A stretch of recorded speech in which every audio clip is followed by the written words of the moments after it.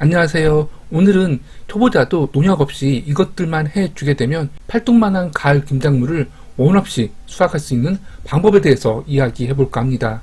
우선 어떤 작물이든 밥 만들기 과정이 참 중요한데요. 김작물을 전국적으로 가장 많이 심는 시기 하면은 8월 하순부터 초가 되지 않을까 싶어요.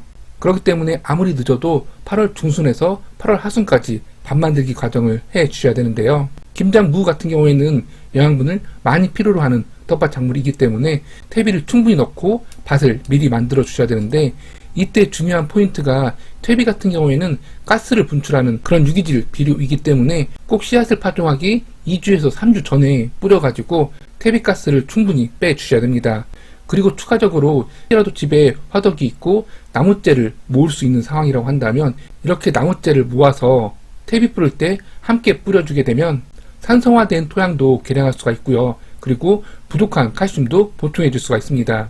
김장무 재배 과정에서는 이 두 가지 재료만 듬뿍 넣고선 밭을 만들어 주어도 작은 텃밭이라고 한다면 충분히 커다란 김장무를 수확할 수가 있어요. 그런데 화학 비료를 약간 추가하고 싶다고 한다면 김장무를 심기 일주일 전쯤에 복합 비료와 그리고 붕소 비료가 있어요. 이 붕소 비료를 넣어주시면 되는데요. 붕소 비료 하게 되면 붕산 비료와 붕사 비료가 있는데요. 이렇게 밑거름으로 넣어줄 때에는 붕사 비료를 넣어주시면 되고요. 그 양이 미량이기 때문에 텃밭 흙을 섞어가지고 넣어주시면 됩니다. 이렇게 밭을 씨앗 심기 2주에서 3주 전에 미리 만들어 주셨다고 한다면 이제 본격적으로 김장무 씨앗을 파종해 줄 차례인데요. 지금 같은 경우에는 1열 심기를 해 주었지만 보통 2열 심기를 해 주시는 것이 일반적이고요. 이때 중요한 점이 있는데요. 이렇게 주말 농부의 경우라고 한다면 씨앗을 심기 전에 비닐멀칭을 한 이후에 씨앗 파종을 해 주시는 것이 더 좋거든요. 그 이유라고 한다면 보통 김장무 같은 경우에는 이렇게 전파종도 가능하지만 보통 줄파종을 해가지고 소금 수확하면서 키워주시는 것이 일반적이에요. 그렇지만 작은 텃밭의 경우라고 한다면 소금 수확하면서 김장무를 키워나가기 상당히 어렵거든요.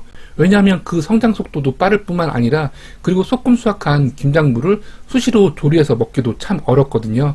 이런 이유에서 작은 텃밭, 특히나 주말 농부일 경우에는 전파종 해주시는 것을 추천드리고요. 그리고 텃밭의 주변에 있고 그리고 본인이 소금한 김장무 싹을 다양한 용도로 요리할 자신이 있다고 한다면 줄파종한 이후에 소금 수확하면서 김장무를 키워나가는 것도 한 가지 방법일 수 있습니다. 그렇지만 오늘은 이렇게 줄파종 하기보다는 전파종 하는 것을 보여드리고 있고요. 그리고 전파종 할 때 중요한 점이 있는데요. 바로 재직거리를 25cm에서 30cm 정도 유지해 주시는 것입니다. 이렇게 작은 김장무 싹을 보게 되면 이렇게 넓게 심을 필요가 있나? 라고 생각하실 수 있지만 김장무 같은 경우에는 잎이 크게 벌어지는 그런 특징을 가지고 있기 때문에 텃밭에 여유가 있다고 한다면 전파종 간격을 30cm 정도로 유지해 주시면 좋습니다. 이렇게 재직거리를 넓게 해주면 김장무 잎이 광합성을 하는데 이점을 가지고 있고요. 그리고 통풍이 잘 되다 보니까 각종 병충해를 예방하는 데도 효과를 볼 수가 있습니다. 그리고 오늘의 주제가 큼직한 물을 수확하자 있잖아요. 이렇게 재직거리를 넉넉히 해줘야지만이 빈 공간을 찾아서 김장무가 크게 들어서니까요. 많은 양의 퇴비만큼이나 중요한 것이 이 재직거리니까요. 너무 촘촘하게 이 김장무 씨앗을 파종하지 않도록 해주시는 것이 바람직합니다. 다음은 김장무 본잎이 두세 장 나왔을 때 소금을 해주는 것인데요. 이 부분은 모두 다 알고 있는 사실이지만 이렇게 싹이 나온 모습을 보게 되면 마음이 조금 약해지는 것이 사실이에요. 그렇지만 선택과 집중을 해줘야 되기 때문에 꼭 이렇게 김장무 본잎이 두세 장 정도 나왔을 때 소금을 진행해 주셔야 됩니다. 김장무 싹 중에서 가장 건강한 모종을 하나만 남겨놓고 모두 제거해 주시면 되는데요. 이때 뿌리를 뽑아서 제거하는 방법도 있고 또 가위로 잘라서 제거하는 방법도 있는데요. 뿌리를 뽑아서 제거할 경우에는 남겨두고자 하는 김장무 모종이 깔려서 뽑히지 않도록 주의해서 제거해 주셔야 됩니다. 이렇게 하나의 모종만 남겨놓고 모두 제거하신 이후에는 흙을 살짝 덮어서 부추기 작업을 해주시면 소금이 마무리된다고 보시면 됩니다. 김장무 씨앗을 파종하기 전에 밭을 만들고 그리고 김장무 씨앗 심는 간격은 좀 넉넉하게 25에서 30cm 정도 거리를 두고선 심어주고 이후에 본잎이 두세 장 정도 나왔을 때 소금을 진행해 주신 이후에는 본격적으로 벌레 피해가 발생하기 시작하거든요. 특히나 김장무 같은 경우에는 벌레 피해가 정말 많은 그런 텃밭 작물이니까요. 이에 대한 대비가 꼭 필요한 텃밭 작물입니다. 가장 대표적인 벌레 피해, 그리고 가장 무서운 벌레 피해가 바로 청벌레 피해인데요. 흰나비가 어린 김장무 잎에다가 알을 까게 되면 이내 이렇게 청벌레가 발생하게 되는데요. 보호색을 지니고 있기 때문에 눈에 확 띄지도 않거든요. 그리고 이렇게 청벌레가 잘 보이지 않는다 하더라도 주변에 보게 되면 이렇게 청벌레 배설물을 확인할 수가 있거든요. 이렇게 동글동글한 청벌레 배설물이 확인된다고 한다면 어딘가에는 이 청벌레가 있는 것이기 때문에 꼭 방제를 진행해 주셔야 됩니다.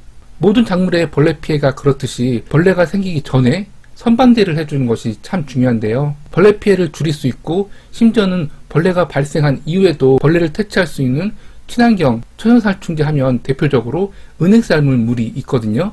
가을에 이렇게 은행을 주워가지고 잘 삶아가지고 그 물을 희석해가지고 뿌려주게 되면 예방 효과도 볼 수 있고, 그리고 심지어는 벌레가 발생했을 때에도 이 은행 삶은 물을 물에 희석해서 뿌려주게 되면 벌레를 죽일 수 있는 그런 효과를 기대할 수가 있습니다.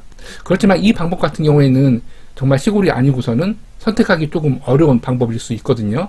또 다른 방법으로는 막걸리를 이용해서 천연살충제를 만들어주는 방법이 있는데요. 예방 차원이라고 한다면 2리터 기준으로 해서 이렇게 종이컵 한 컵 하면은 200ml가 되거든요. 200ml의 막걸리를 2리터 물에 희석해서 뿌려주면 각종 벌레 피해를 예방할 수 있는 효과를 기대할 수가 있거든요. 그런데 이 방법 같은 경우에는 모든 벌레 피해를 막을 수 있는 것이 아니에요. 그리고 주말 농부의 경우에는 일주일에 한 번밖에 방제를 해줄 수 없기 때문에 언제든 벌레 피해가 발생할 수 있기 때문에 선방제를 넘어서 벌레가 발생했을 때 벌레를 죽일 수 있는 방법도 생각을 해둬야 되거든요. 이때 적절한 방법이 바로 집에서 사용하는 주방세제인데요. 주방세제를 한번 펌핑하게 되면 이 정도, 숟가락으로 반수저 정도가 나오게 되는데, 이 반수저를 2리터 용기에다가 모두 넣어주게 되면 너무 진하기 때문에 한번 펌핑한 주방세제를 반 정도만 넣어주시고요. 그리고 막걸리 또한 종이컵 한 컵 정도를 넣어줍니다. 이렇게 2리터짜리 물에다가 막걸리 한 컵과 그리고 주방세제를 약간 넣고선 잘 흔들어서 뿌려주게 되면 벌레를 방지할 수 있는 그런 효과를 기대할 수가 있거든요. 그렇지만 이 방법 또한 수시로 텃밭에 가볼 수 있는 경우에 활용해 주시는 것이 좋고요. 워낙 벌레 피해가 극성인 그런 텃밭 작물이기 때문에 주말 농부의 경우라고 한다면 소금을 해준 이후에 지체 없이 이렇게 한냉사를 씌워주는 방법도 있거든요. 제가 가장 많이 활용하는 방법 중에 하나인데요. 이렇게 한냉사를 씌워주게 되면 수시로 확인해 볼 필요도 없이 그냥 방임으로 키워도 11월달 정도에 큼직한 김장무를 수확할 수 있다는 장점을 가지고 있습니다. 그렇지만 단점이라고 한다면 이렇게 활대를 꽂아줘야 되고, 그리고 한냉사를 구입해서 씌워줘야 된다는 그런 단점을 가지고 있지만 이것만큼 확실하고 그리고 방임으로 키우기 좋은 방법이 없으니까요. 주말 농부의 경우라고 한다면 이 방법을 적극 추천드리는 편입니다. 벌레 피해까지 잘 막아줬다고 한다면 이젠 11월달 정도가 됐을 때 김장무를 수확해 드시면 되는데요. 이때도 중요한 포인트가 있거든요. 보통 김장무 같은 경우에는 생육 중기까지는 그렇게 큼직하게 빠르게 성장하는 그런 텃밭 작물이 아니에요. 그런데 날씨가 점점 추워지고 생육 중기 이후부터 폭풍 성장하는 그런 특징을 가지고 있거든요. 그런데 김장무 같은 경우에는 영하 1도 이하에서 키웠을 경우에는 바람이 들고 식감이 현저히 떨어지는 그런 특징을 가지고 있기 때문에 너무 욕심을 부리다가 영하 1도 이하에서 수확하는 그런 경우가 종종 발생하거든요. 조금만 더 키워보자 하다가 이렇게 늦게 수확하게 되면 크기는 좀 더 크게 성장했을 수 있지만 무에 바람이 들고 상품성이 현저히 떨어지는 김장무를 수확할 수가 있기 때문에 꼭 11월 달에 기온을 체크한 이후에 영하 1도로 떨어진다는 일기예보가 있다고 한다면 그 전에 모두 수확해가지고 상온에서 저장을 해 주셔야 됩니다. 이렇게 해서 오늘은 초보자도 김장무를 무농약으로 키울 수 있는 방법에 대해서 이야기해 보았어요.